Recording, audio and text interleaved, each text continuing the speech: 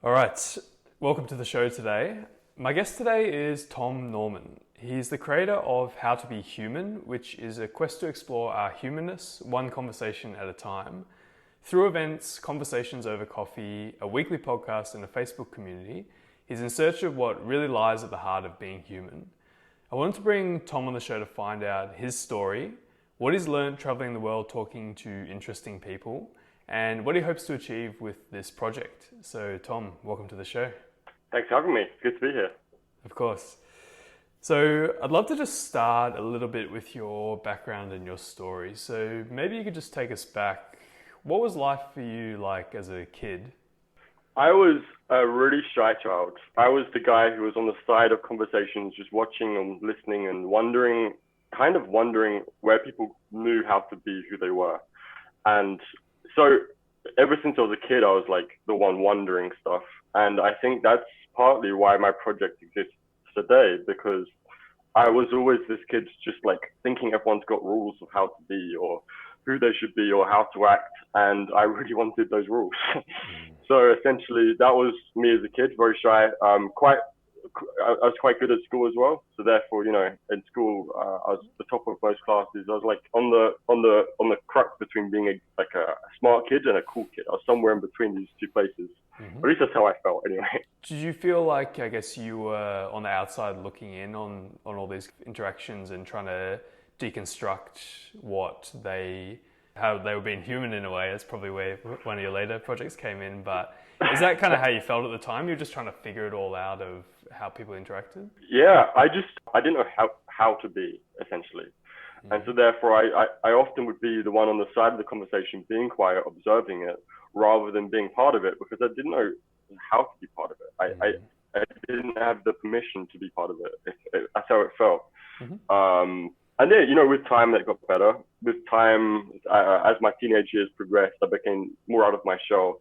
You learn, one of the things I learned that through pleasing people, through being friendly, being very amicable, people actually like you, which is great. You learn, people like you. I can make friends like this. But there's a downside to this too, which I learned later in life. Like maybe last year I learned that. But yeah, that's kind of how I got out of my shyness, just through being friendly, through pleasing people, and yeah.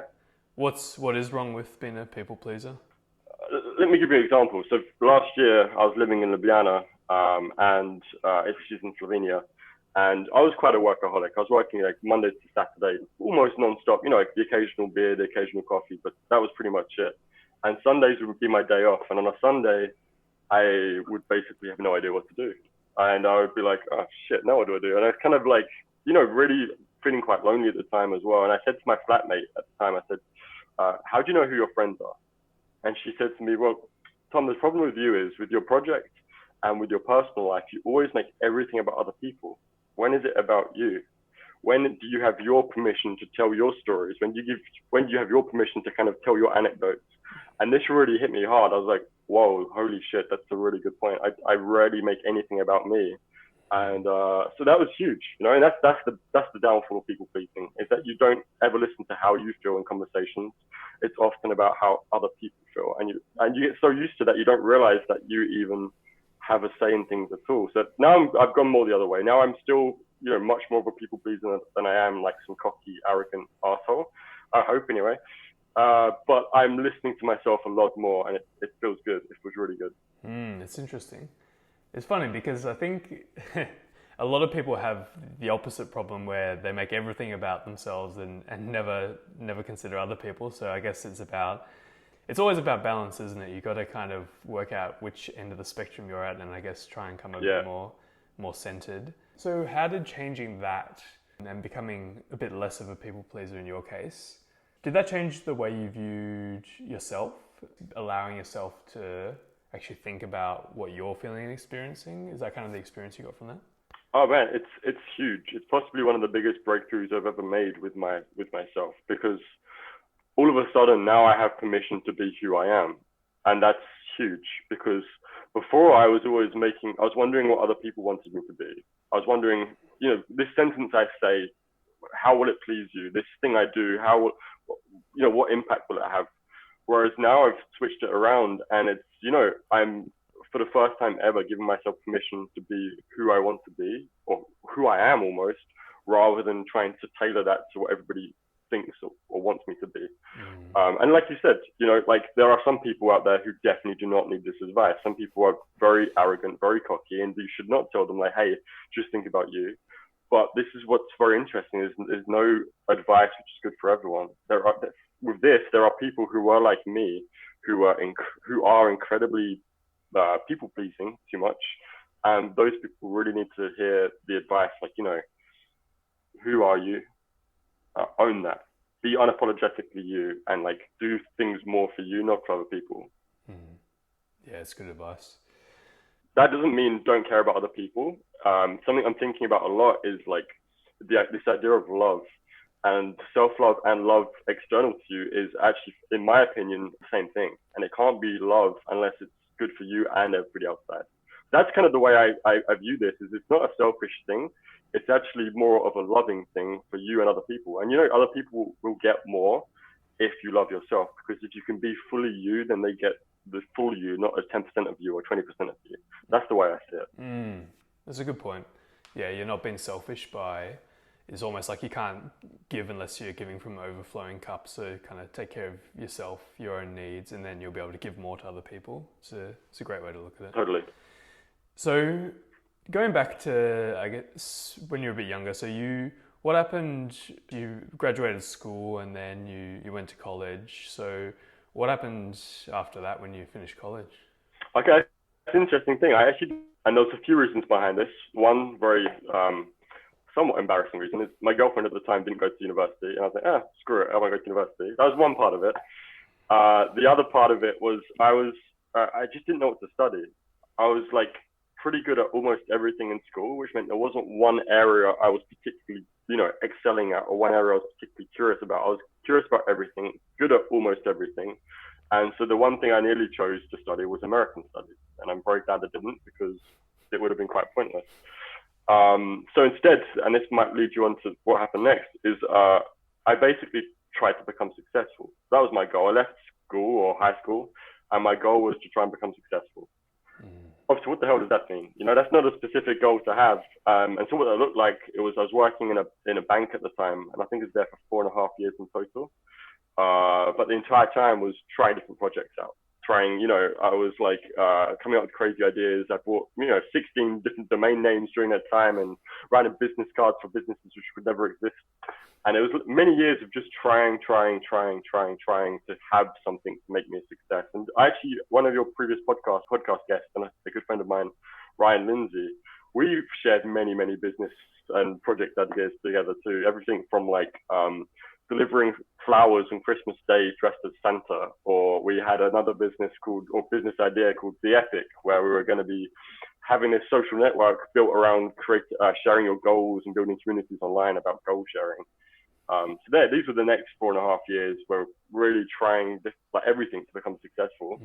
And after that, just before we get to after that, I was just curious, what was your definition of success back then? Was it purely money, or you didn't even really think about it? You just wanted to be successful, whatever that meant? To be honest with you, I had no idea what success was. I think the real truth, and this is through reflection, I think what I wanted was to feel like I was worth it. I didn't feel worth it. I didn't feel like I was good enough for some reason. Maybe coming back to who I was as this kid, this shy kid who didn't know he had permission to kind of interact with social situations. I think that stayed with me. I didn't have this self-confidence, and I thought, once I've got this big business, once I've got this, crazy idea, which has become this huge thing, then I'll be good enough. Then I can interact with the world. And I think that's what I was craving more than anything else. Like, I obviously had big goals. I wanted to become a millionaire before I was like 30 and all this crazy stuff. But it wasn't the money I was chasing. It was this self-worth, I guess. Yeah, I think that's been the story for a lot of us, so I totally get it. So, yeah, what happened after that? So after that, me and this other guy, Ryan Lindsay, we did this project called How to Travel the Land for Less than £1,000, which grand, I don't know if you guys say it in Australia, but grand means £1,000. So essentially what we did, we traveled Europe separately for about 2.5 months. using just £1,000 each. And then we came together afterwards and wrote this book about travel. And again, this book had a catchy title, which rhymed, which I was very proud of. We had all these other good things, like we were featured in the Daily Mail, which is the big newspaper in the UK. We were featured in lots of different things, and it felt like it's going to become a success. It felt like, this is it. Finally, I've got the success. Finally, I've made it. And yeah, it didn't go as we thought. And I was, very naive and expecting it to be this huge success. And ultimately, I think we sold 200 copies. And I think my grandma only bought 8 of those copies. That's not, it's not bad. And then, basically after that, then it really, after I had this thing which I thought was going to become a success, and it wasn't, I was forced into this very anxious part of my life where I was almost locking myself in my bedroom, trying to figure out what to do next.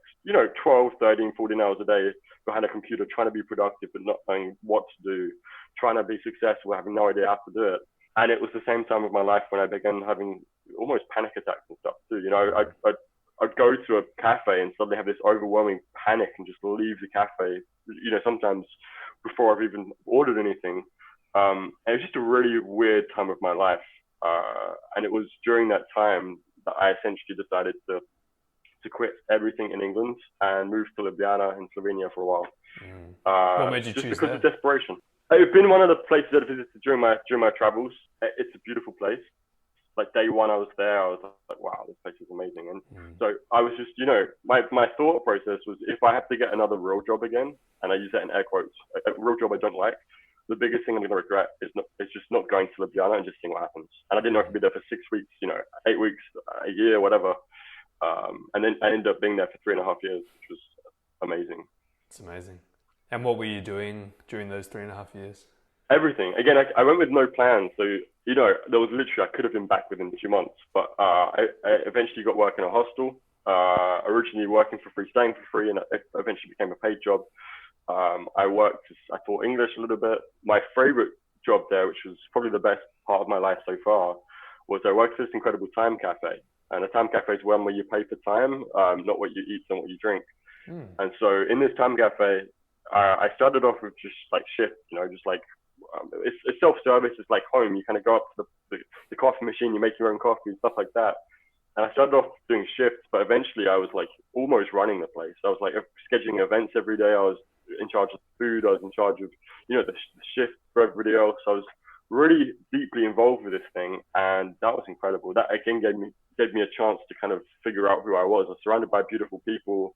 I was like serving this amazing community and building beautiful events for people every single evening, which I loved as well. It's amazing. When did How to Be Human come into the picture? That's very related to the cafe. So in this cafe, I was creating all these different events, right? And everything from language classes to lectures to concerts. And one part of me had this huge curiosity. I was like, it'd be really cool to get a group of people together to discuss these really human topics. Like let's take the topic of love. Like imagine bringing a group of strangers together, like 8, 12 strangers, and asking them about love and having this conversation about love. And so being this event organizer in this cafe, I was like, yeah, screw it, let's try it. And I did it. The first topic was death. The next one was love. The next one, and it kind of got this like regular crowd of people who really, really like loved these conversations, who really opened up. And it was from there that it grew into start asking people these things in the streets of Ljubljana as well. So then for the first 6 months to a year, there were 6 of us interviewing people in the streets of Ljubljana. Somewhat Humans of New York style. It was, it's a huge inspiration for it. And it was beautiful. That summer was amazing. Going out in pairs in the streets, interviewing strangers, it was incredible. And we really loved what we were learning. That's amazing. Did you find that easy to just walk around and talk to random people on the street, or did you have any bad experiences, or how was that? Well, if I do it alone, I chicken out most of the time. If I'm doing it alone, I kind of like give myself excuses of why, no, I can't talk to that person, I can't talk to that person, which is why being in pairs really helped, because then you both had this like accountability. And almost it felt like I had permission. If I had somebody with me, then it felt a bit more real. It felt a bit less like me just being a random idiot going to talk to somebody. And I think that helped a lot, actually, being in pairs. Yeah, got it. Any horror stories? Anyone tell you to fuck off? I mean, there was a few times people just didn't want to speak to us. There was just one really awkward conversation we had once where she wasn't very happy with us as well. But yeah, no, not really. Most people, funny enough, most people, when they realize you're not just trying to sell them something, a lot of people really are grateful for the conversation. Like a lot of people honestly thanked us afterwards. Oh, thank you so much for this conversation, which is a really beautiful thing. Yeah, it's amazing. It's funny because I feel like we're lacking a lot of human connection in today's world. And when someone asks you, to give you a real example, it wasn't in person, but someone sent me a DM the other week and they asked me, if you were being honest with yourself, how are you doing today? And it honestly, just that simple question, it sparked this massive conversation where we ended up talking back and forth, and then it was turned into such a long conversation that we ended up sending each other like 20-minute recorded messages about like what was going on in our lives. And it just came from this one tiny thing, and it just kind of shows how much we're, I guess, like craving that human connection. So I'm sure you probably would have found that yourself in your experience. 100%. Like honestly, nowadays I don't think we rarely get listened to like we deserve. Many conversations are, mostly just us trying to share our ideas and get our ideas out, and that's the most important thing. And there's very rarely, unless you're in like a therapist setting, there's very rare times when you'll actually get somebody to physically, deeply listen to you truly. And so that's when it's very, when this happens, it feels incredible. It feels like it's a human connection that's deeper than what we're used to. And I'm finding that a lot with my project, like both the events I create and also nowadays, I think you mentioned it briefly earlier, nowadays I'm having coffee with complete strangers, and I've got a goal of having 500 coffees over the next 2 or 3 years or so with complete strangers. And that for me is a time where I give them permission to open up and share with me whatever they want to share with me. And it's incredible because, people have just met will suddenly tell me about these crazy childhood traumas they've had, or, these ridiculous things that have happened in their lives. And why? Because I think they don't get that many people to tell these things to. They don't get that many people to share these things with. So yeah, it's lacking nowadays. It's this ability to be listened to and to listen. Yeah. So is it fair to say that you kind of discovered when you were roaming the streets and interviewing these people, you kind of discovered that this connection is something that people were craving and people were looking for, and you saw the beauty that could come out of that, and that's kind of what inspired you to continue this project? Is that how it sort of played out? Yeah, I mean, essentially, I just realized how much I loved learning about other people's lives. Like, the way I think about it, there's 7.6 billion of us on the planet now. That's 7.6 billion worlds. But essentially, we've all got these crazy different worldviews, different worlds, essentially. And for me, that's endlessly fascinating, is to wonder how other people are experiencing this human existence. And that's what drives me. It's just pure curiosity of like, wow, what is life like for James Harrison? What is life like for this guy? What's life? And that endless pursuit of, wow, how on earth are other people experiencing life? That's a big part of it. And I love sharing this too, because, once you've shared it, one of the most humbling things that's happened to me is realizing that what I know, my perception of the world, is a very limited one, and it's a very subjective one. And the more perceptions, the more ideas, the more concepts I get from other people, the more I'm like, oh wow, mine is, it's redundant, really. Like it's just a one tiny way of seeing the world. So it's made me a lot more humble, and just realizing how ignorant I am and how ignorant we all are, essentially. Yeah, totally. It's like the more you know, the more you realize you know nothing. You have no idea. Exactly. I get it. That's amazing. So what do you want to get out of this? Like, is it really just you're curious and you just want to satisfy that curiosity, or is there some bigger mission with how to be human? What's your kind of thoughts there? I'm writing another book. There will be another book about being human, and I hope to have many books. And then essentially just want to, currently, Tom, in 2019, I want to spend the rest of my life exploring this human experience in some way. I don't know what the ultimate goal is. Essentially, again, without being too romantic, I would love to see people be able to connect deeper, to be able to be more vulnerable with each other. There's not much vulnerability nowadays, especially because we see other people's perfect lives and social media and Instagram, and we look at our own and we look at how fucked up we are, and we're like, shit, why am I so fucked up? I don't think we realize that, there are degrees of how fucked up you are, but, we're all fucked up in some way. We've all got problems, we've all got insecurities, and we don't talk about these things enough. And I think that's one of the things I'd like to do, is help people to realize, wow, be vulnerable, open up. Like, it's other people out there want it. We crave it. We crave real connection. So that's one part of it, is like that wish to kind of connect people. And I have a Facebook group which I do that with. I think it's 350 strong now or something like that. And every week I kind of stimulate conversation where essentially I ask these questions, such as a few weeks ago, a very popular question was, what's the hardest part of being a man in 2019? And in the beginning, people were reluctant to write anything. It was like a little bit quiet for the first few hours. And eventually, when we got the ball rolling, it became this very open conversation about, being a man can be pretty tough sometimes. There's a lot of, great, for good reason, there's a lot of pro-feminism and stuff like that, which is, I support that completely. But that leaves, I think, men with a very weird position nowadays, which we've never had before. And it was good to see these people opening up about that and these insecurities about being a man. Yeah.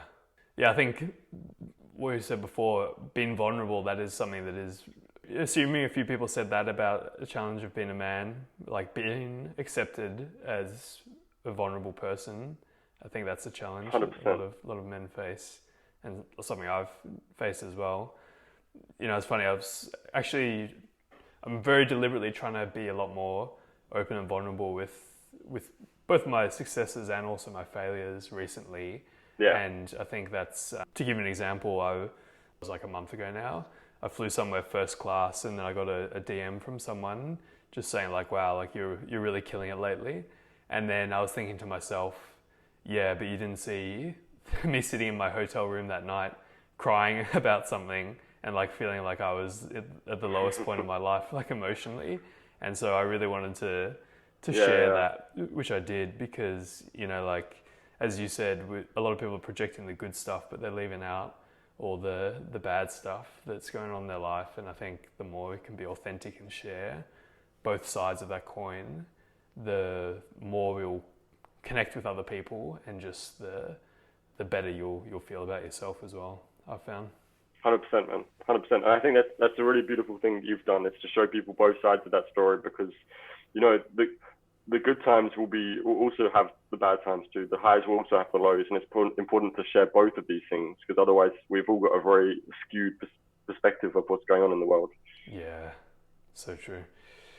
So, has there been any particular stories that have really like touched you or surprised you from these meetings? Any that come to mind?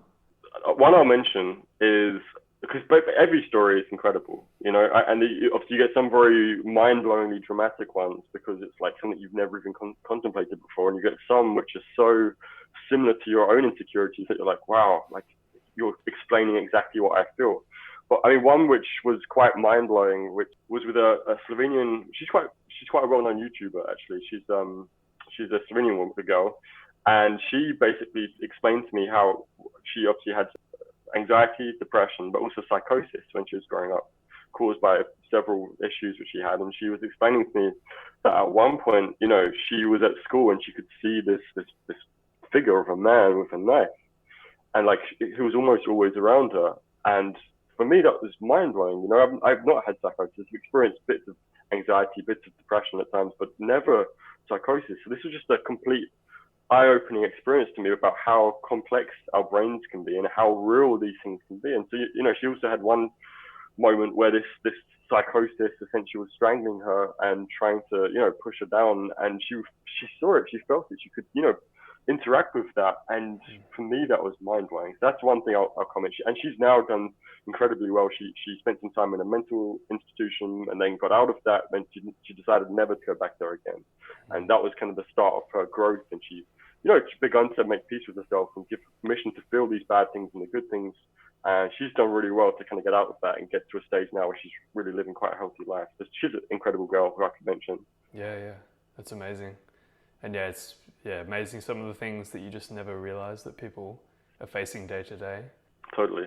And one thing I'm curious about, because you seem to be good at getting people to share these real things that a lot of people wouldn't necessarily share day to day. So I'm just curious, what's do you have like a process you go through to not extract, but kind of allow people to be vulnerable and share? Like, it's like, I just feel like you couldn't just walk up to someone in a cafe and just get them to start talking about stuff like this. You must have some sort of process you go through or some way you approach it.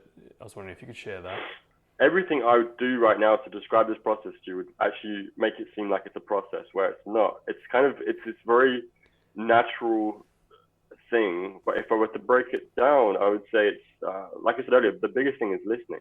Like truly, truly, truly listening.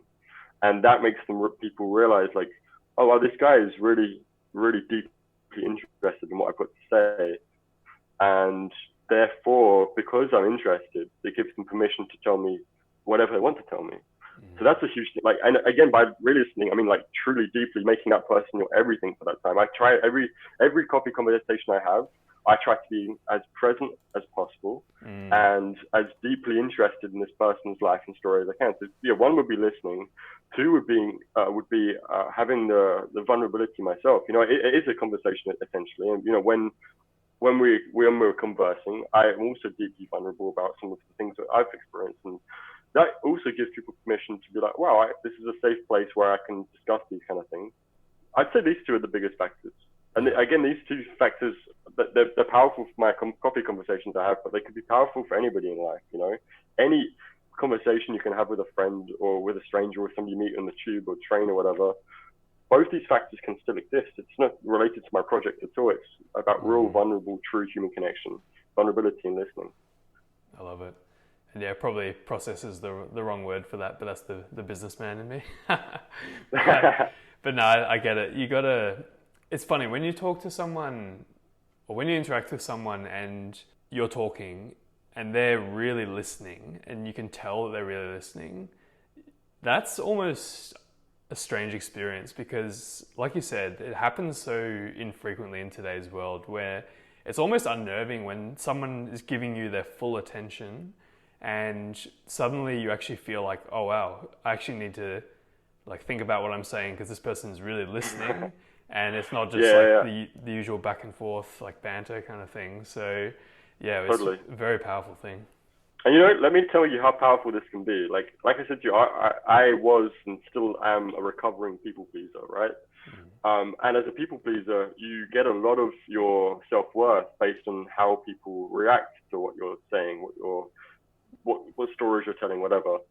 And that makes me realize just how powerful truly listening can be. Because if somebody really, really listens to me, for example, in a conversation, that would affect the rest of my day. I would feel more interesting. I'd feel more confident. I'd go into other situations, other conversations, other experiences much more confident than I had if somebody had the opposite. If somebody kept cutting into every sentence I said, if somebody would, you know, just look at their phone whenever I'm talking, that would be so detrimental to how I felt for the rest of my day that I realized just how important and how powerful true listening can be. And I think that could be another motivation for why I do it and why I enjoy it so much. It's not even a sacrificial thing. I'm almost making it out to sound like it's like this, I'm such a noble person. It's not that at all. It's like I truly enjoy sitting down and listening and like giving you permission to open up and tell me who you truly are. Yeah, I get it. And I feel the same way about, that's one of the reasons I do this podcast. I just love hearing people's stories and sharing that. So I totally get that. And how do you actually find these people these days? Okay, that's an interesting question. There's two main ways I do it, but I'm trying to kind of go beyond this scope because right now it's kind of a limited demographic. So essentially, one of the ways I do it is actually Facebook adverts, funnily enough. Wow. I literally target some people on Facebook who I think could be interested in having conversation with me. How do you target that? How do you build your ad set around that? I mean, if I'm going to be totally honest with you, I've been talking about vulnerability. I actually do a few things. First of all, I build a lookalike audience based on my current people visiting my website over the last 365 days, which, you know, that's somewhat effective. Mm-hmm. I think the most effective part of it is essentially Humans of New York is big enough nowadays to be an interest which you can target people with on Facebook. So actually, it sounds bad, but I'm targeting people who like Humans of New York on Facebook because I know that these people realize the beauty in what I'm doing, and therefore perhaps more likely to get involved with the project. So that's one of the ways to do it. Couchsurfing is another way. If you know of Couchsurfing, it's a website where you can stay for free on people's couches. It's also a way to meet cool people while you're traveling. So I do sometimes use Couchsurfing to meet people. And again, like I said, as you can imagine, these two sources are quite a limited demographic. So what I'm trying to do now is get secondary sources, if you like, of people to have coffee with through these people I meet. Like, oh, do you know somebody who's got an interesting story to tell? Do you know? And that's the way I get a slightly more diverse demographic of people. Yeah. I love it. Thanks for sharing that. It's cool. Hey, you're welcome. Is it true you've done a 10-day Vipassana course, have you? Yeah, that was last year I did that. That's amazing. I recently just did one myself back in September. How did you find that? Well, it was powerful. I had a panic attack on day 4 of the course. It changes from one type of meditation to another. Yes. I can't remember what it's called now. Anapana to Vipassana, right? Yeah. And for some reason, I remember one thing we were told is you're not supposed to leave the room for these 2 hours. Mm-hmm. And for some reason, that triggered this sense of panic in me. I think it was just this realization I can't escape. And for some reason, that triggered some incredible, huge panic attack in the middle of nowhere. And so, my breathing started to get more rapid. My heart was beating like crazy. And I opened my eyes and looked around, and everyone was just so silent, peacefully meditating. I was like, what the hell is happening to me? I'm crazy. But this was incredibly powerful. What I learned from that experience, okay, so the panic attack was horrible, right? Mm-hmm. And I don't know if you've ever had one before, but when you're panicking, it drives more panic, and you start thinking even more about it. And then it's just this endless cycle of oh shit, what the fuck is going on? Continuously, again and again and again. And slowly, at one point, my heart rate got a little bit slower, and that allowed me to feel like, it's the end, it's the end. And that kind of calmed me down, and that's how I got through the panic attack. Mm. But the next day, I had a similar situation, except it was positive. The next day, I came up with this incredible idea for my project. And I was like, oh my God, that's amazing. And I started thinking about it over and over again. And it had some, but again, I'm supposed to be meditating, right? So I got distracted. I was thinking about this amazing project idea. And I got these physical sensations, and I couldn't stop thinking about it. I was like, no, come on, stop thinking back. And it was exactly the same thing, yet I labeled it as positive. And I realized, while I leave myself open to the feeling of these really positive obsessions and negative obsessions, which is what a panic attack was, that leaves me quite vulnerable to the highs and lows. And actually, it's a lot better to kind of be peaceful and just watch the positive things come and watch the negative things come. And again, that's one of the embodiments of the course itself. It teaches you just to watch things come and go. And I learned that viscerally through these experiences. Wow. And just through the course itself. So yeah, it was really powerful. It's amazing. Was that your biggest takeaway from the experience, or was there anything else that you really got out of it? Yeah, I think so. There's a few things were amazing. One was the realization, viscerally, but also through the learning we get, that everything passes, and just to watch things come and watch things go. Everything is temporary. Yes. And also, I was just incredibly amazed by the sensations I could feel in my body. Yes. You kind of hone your mind down, or you focus so much that there were sensations covering my entire body, which were always there, but I'd never noticed before. Yeah. And that for me was mind blowing. I was like, wow, holy shit, this is incredible. Yeah. So that was powerful too. I still remember on the third day where you start putting your attention on the area between your nose and upper lip, and you're supposed to just observe any sensations that come up. And literally for the whole day, I was doing it and I couldn't feel anything. And then on the very last session, I could finally feel a little tingling sensation. And then it's crazy. It's once you see it, you can't unsee it. So now I can put my attention on that area and feel something within 10 seconds, but it's only because I've gone through that process of actually that 3 days of leading up to that to do it. So yeah, that was a wild experience for sure. It was incredible. What made you want to do that in the first place? I'm curious. I've been curious about it for a long time. I'm doing a lot to kind of learn more about myself. I do a lot of self-reflection. Mm. I journal every single day, and this was something where I thought the difficulty with this was actually the silence. And I was like, I can manage that. I'm pretty good at, I'm quite an introvert. I'm pretty good at being silent. I thought the same thing. And I didn't learn. I learned, that the silence part of it was like a secondary thing. The real Yeah. part of it was the meditation, and that was quite a different. I didn't realize that going in. Yep. Yeah, it was just a curiosity and wanting to better myself and wanting to explore myself. Yeah, it's funny because every time when I told people about it, when I did it, two things that most people said, they either were like, oh, that sounds nice and relaxing to go away for 10 days and meditate. Or the other thing was, oh yeah, that must have been hard sitting in silence. But that's not the hard thing. That's the easy part of it. Yeah. So yeah, it was a funny experience. Exactly. Yeah, that's cool. Yeah, so there's something else I saw you wrote about a while ago that I thought was interesting, and I thought maybe you could share your thoughts about it. And Yeah. maybe this came from your learnings from Vipassana, but you talk a bit about uncertainty and dealing with uncertainty. So I was just wondering, what do you think about uncertainty in our life, and are you okay with that, or do you know exactly where you're going? This is something I learned from a few different ways. I think humans are obsessed with this of being certain about stuff. And we're very rational. We want to kind of understand it. We want to have a way to describe it. And I think this comes from we're all of us before we were born were in the womb, and in the mother's womb it was this certainty. Right? Everything was given to us. Everything was provided to us. We were one with the universe, and everything was great. And then we left the womb. But to be honest with you, the first for most of us, the first 10 to 12 years of your life were almost still womb-like. Everything was provided to us. Everything had this sense of this understanding to it. Your parents seemed like demigods, and everything they said had a certain air of truth to it.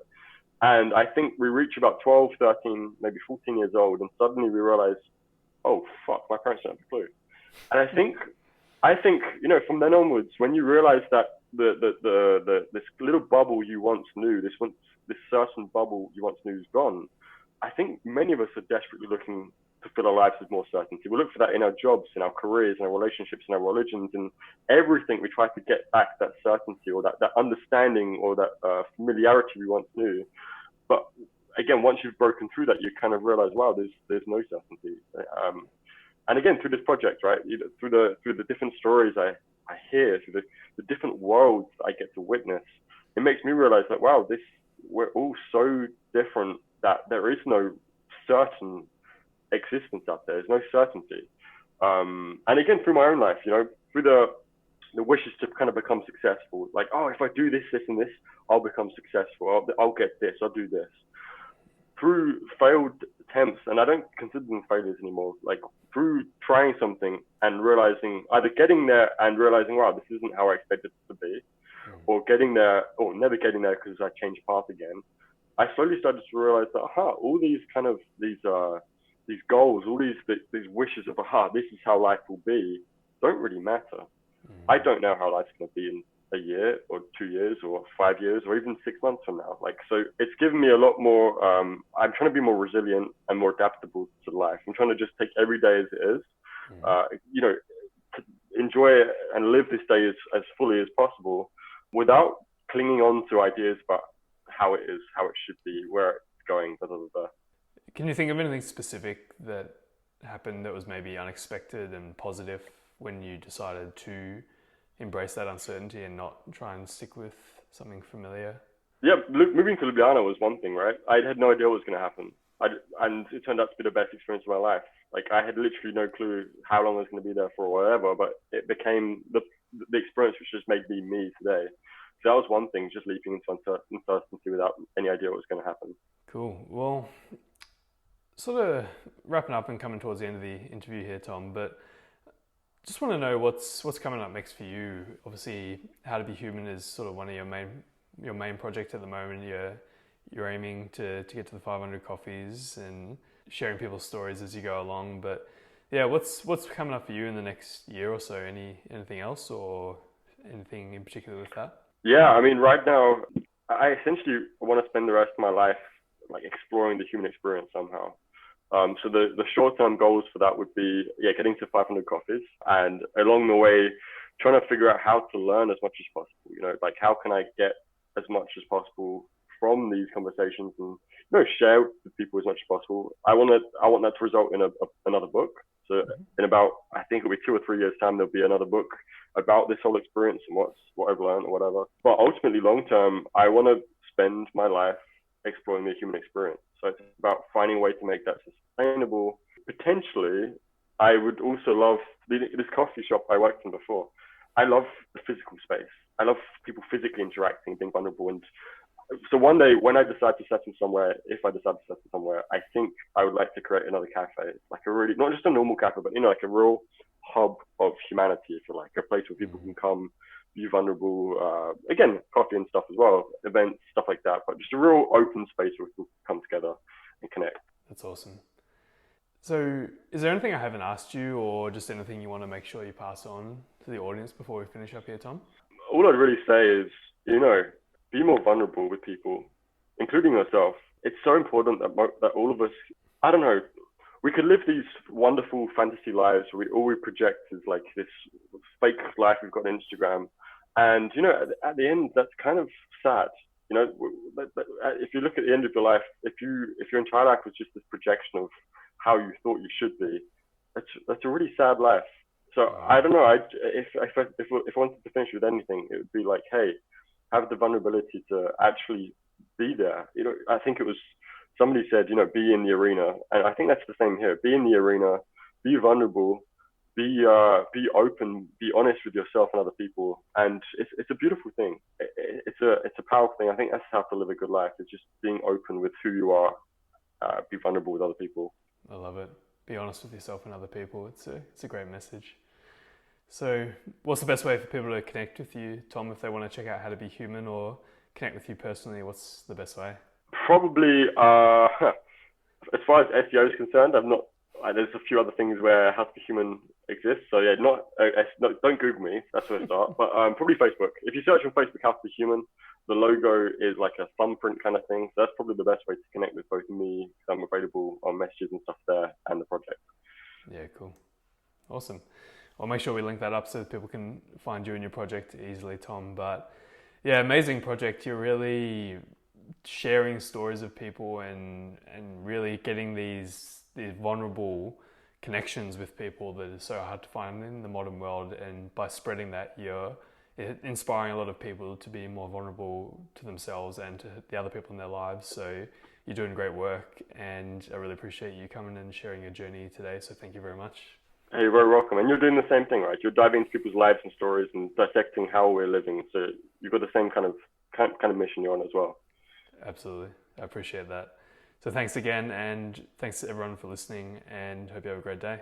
Ciao. Hey everyone. Thank you so much for listening to this interview with Tom. Hope you got a lot of value from it. If you did, can you go to Apple Podcasts and leave me a rating and also a review for the show? That would really help me out, and I would really appreciate it if you could do that. And if you don't use Apple Podcast, just take a screenshot of you listening to this episode. You can post that to Instagram stories and make sure you tag me in that, which is at jharris, JHARRISS.